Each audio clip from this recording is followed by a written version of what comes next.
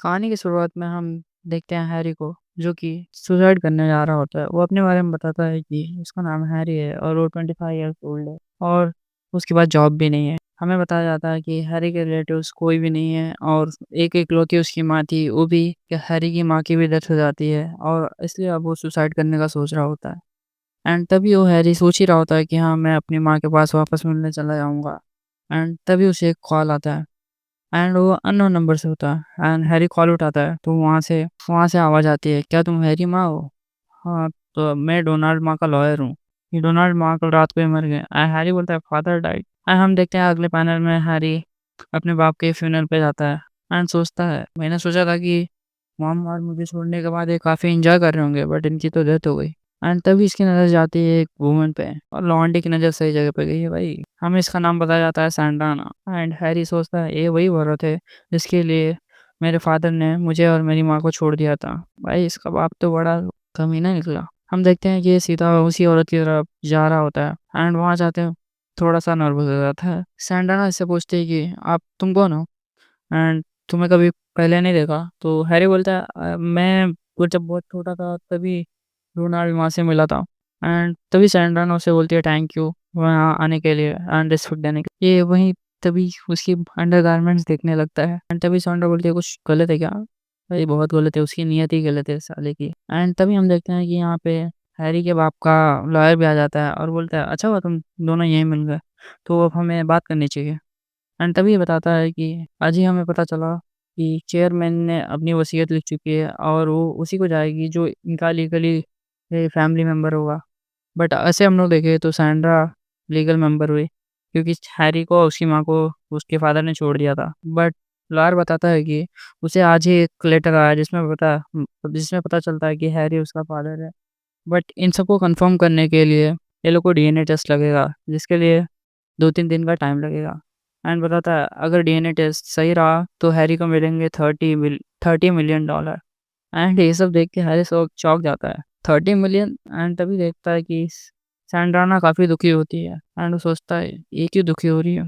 फिर हम देखते हैं अगले पैनल में जो कि हैरी वहाँ पे डिनर कर रहा होता है और सोच रहा होता है 30 मिलियन, बुड्ढे के पास इतने पैसे थे और हमें कुछ भी नहीं दिया, इसकी वजह से मेरी माँ ऐसे ही मर गई। एंड तभी हम वहाँ सुनते हैं कि कुछ लोग बातें कर रहे होते हैं कि चेयरमैन के फ्यूनरल पे कोई भी ज़्यादा लोग नहीं आए। और तभी दूसरा पर्सन बोलता है, ज़्यादा लोग क्यों आएँगे? ये बहुत ही मतलबी इंसान था, किसी से मतलब नहीं रखता था और इसने अपनी फैमिली को छोड़ के एक यंग लेडी के साथ रहने लगा था। ये साथ में ये भी बताता है कि ये तो सक-सुक करते हुए बीच में ही मर गया। हैरी ये सारी चीज़ें सुन और भी गुस्सा करने लगता है। एंड तभी हम लोग देखते हैं वो खाना खा के रात हो जाती है तो वो वहाँ से जाने लगता है एंड रास्ते में वही सोच रहा होता है और हमें ऐसे छोड़ दिया साले ने। तभी ये जा रहा होता है, तभी ये देखता है कि एक कमरे में सैंडाना सो रही होती है। अब साले को पता नहीं कहाँ से अच्छे-अच्छे पैनल्स देखने को मिलते हैं एंड तभी ये सोचने लगता है तो मेरे फादर ने इस लेडी के साथ एवरी सिंगल नाइट गुज़ारी, मुझे और मेरी माँ को छोड़ के। एंड ये सारी चीज़ें इमेजिन करने लगता है कि इसके फादर ने कैसे नाइट स्पेंड की होगी। तभी उसके पीछे से कोई आता है और उसके सर पर एक रॉड मारता है, जिससे कि हैरी वहीं बेहोश हो जाता है और उसकी ज़्यादा ब्लड लॉस होने की वजह से उसकी डेथ हो जाती है। एंड वो बंदा लगातार रॉड से मारा ही जा रहा होता है उसको। तभी हम लोग देखते हैं अगले पैनल में कि हैरी वापस से अपने कमरे में उठ जाता है एंड सोचता है ये क्या था? क्या ये एक सपना था? तभी हम देखते हैं कि उसे वापस से कॉल आता है और ये सेम वही नंबर रहता है। तभी हम लोग देखते हैं हैरी वापस से अपने फादर के फ्यूनरल पे जाता है। सारी चीज़ें रिपीट हो रही होती है। हैरी सोचता है क्या सच में? मैंने सपना देखा था या सच था? एंड हम देखते हैं फिर से वहीं जाता है सैंड्रा के पास और सैंड्रा उसे झुककर ग्रीट करती है, जैसे कि पिछली बार की थी। ये फिर से उसी के अंडरगारमेंट्स ही देख रहा होता साला। यहाँ पे हैरी को कुछ समझ में नहीं आ रहा होता कि क्या हो रहा है। हम लोग देखते हैं कि हैरी रास्ते में किसी से टकरा जाता है एंड वो उसे बोलता है साइड में होके चलने के लिए, कि इधर कुछ दिख नहीं रहा क्या? तभी उसे याद आता है कि जिस बंदे ने उसे कल मारा था, ये वही था। एंड हैरी थोड़ा-सा डर जाता है एंड सोचने लगता है ये सब क्या हो रहा है? क्या मैं टाइम में पीछे गया या क्या मैं किसी लूप में फँस गया हूँ? हैरी ये सारी चीज़ें सोच रहा होता है।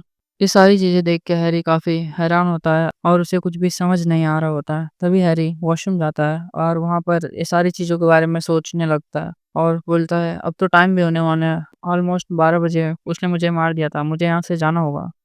एंड तभी हम देखते हैं हैरी के पीछे फिर से कोई आता है और उसे मारने की कोशिश करता है। हम देखते हैं ये वही बंदा होता है जिसने पहले इसे मारा था। "हे किड, तुम उसी बुड्ढे के बच्चे हो ना? मुझे पता है। मुझे कभी नहीं पता होता अगर तुम नहीं यहाँ पर आते तो।" एंड हैरी बोलता है, "तुम मुझे क्यों मार रहे हो?"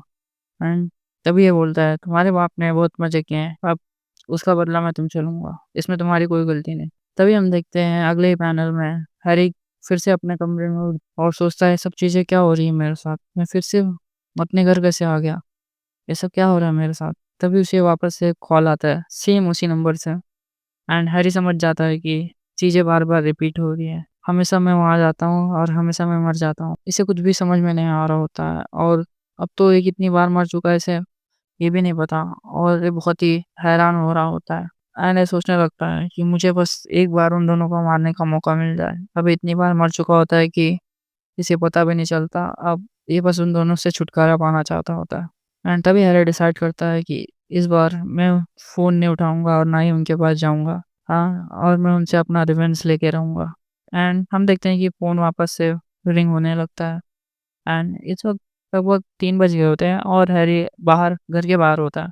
अपना हुलिया बदल लेता है जिससे कि कोई उसे पहचाने ना और यहाँ पे सुट्टा मार रहा होता है। एंड सोच रहा है अब तो टाइम हो गया है, अब मुझे शायद घर जाना चाहिए। तभी हम देखते हैं कि उसके बाजू से 2 आदमी जा रहे होते हैं और बोल रहे होते हैं, "हमें उस हैरी गाय को पकड़ना ही होगा, नहीं तो बॉस हमें मार देंगे।"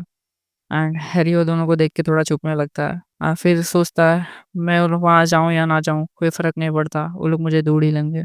हैरी वापस से फ्यूनल होम जाने लगता है बट इस बार उसने हुलिया बदला होता है जिससे कि लोग उसे पहचान ना पाएँ। वो इसलिए जाता है ताकि इन्फॉर्मेशन कलेक्ट कर पाए कि वो सब चीज़ें क्यों हो रही है उसके साथ। हम देखते हैं कि ये वहीं वापस जाता है और उन दोनों को एक साथ में देखता है, उस किलर को और सैंटा को। सोचता है कि ये दोनों ही मेरे फ़ादर की डेथ से रिलेटेड हैं, तो मुझे कुछ इन्फॉर्मेशन चाहिए होगी इनके बारे में एंड ये सैंड्रा को घूरते ही रहता है। हम देखते हैं कि ये सैंड्रा को बस फायर करता है, उसके पीछे घूमते रहता है। भाई कुछ भी बोलो सैंड्रा ला जाओ अबे भाई। स्टोरी में सिर्फ़ सैंड्रा देखने लायक है, ऐसा लग रहा है मेरे को तो। हम देखते हैं कि हैरी उसके ऊपर स्पाई कर रहा होता है और ऐसा असली मज़े तो हैरी को देखने में मज़े आ रहे हैं भाई, ऐसे पैनल्स एंड हम देखते हैं कि इस बार 6-20 हो गए रहते हैं लेकिन अभी तक कुछ हुआ नहीं इसके साथ एंड सारे ही जितने भी लोग आए थे वो लोग भी जाने वाले हैं और हम देखते हैं कि सैंड्रा कुछ लोगों को खाना सर्व कर रही थी एंड हैरी बोलता है वह बस टाइम होने वाला है एंड तभी हम देखते हैं कि हैरी बाहर आता है मतलब लगभग रात हो गई रहती है।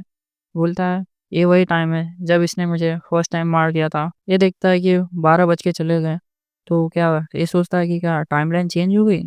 क्या मेरा फेथ चेंज हो गया? मैं ज़िंदा रह सकता हूँ? एंड तभी ये खिड़की में देखता है वहाँ पे सैंड्रा कपड़े चेंज कर रही होती है एंड भाई ये तो खो जाता है एंड लिटरली तुम लोग भी खो जाओगे भाई। बट यहाँ के मैं पैनल्स नहीं दिखा सकता भाई, इट्स कम्युनिटी गाइडलाइन स्ट्राइक आ जाती है। एंड हैरी ये सारी चीज़ें देख रहा होता है, भाई को फुल सर्विस मिल रही है एंड ये सब देख के थोड़ा चौंक जाता है, ये क्या कर रहे हैं? एंड तभी हम लोग देखते हैं कि वो मर्डरर भी उसके कमरे में आ जाता है। भाई तो सीधा लगता है उसको, किस करने लगता है एंड काफ़ी लंबी किस होती है भाई। उसके पॉम-पॉम भी दबाता है, जो कि तुम लोग नहीं देख सकते ऑब्वियस सी बात है। और ये लोग के बीच में कन्वर्सेशन होती है जिसमें इनहेरिटेंस के बारे में। हैरी को कुछ अच्छे से सुनाई नहीं दे रहा होता है, तो हैरी थोड़ा पास जाता है खिड़की के। ये देखता है कि वो मर्डर उसे बोलता है अपना पी-पी सक करने के लिए एंड सैंड्रा मना कर रही होती है, तो मर्डरर बोलता है, "तुम ऐसी सिचुएशन में नहीं हो कि तुम मुझे ऐसा बोल सको। तुम्हारी बेटी का क्या हाल होगा तुम्हें पता ही है।" तो सैंड्रा बोलती है, "मेरी बेटी के पास जाना की कोशिश भी मत करना, मैं तुम्हें मार डालूँगी।"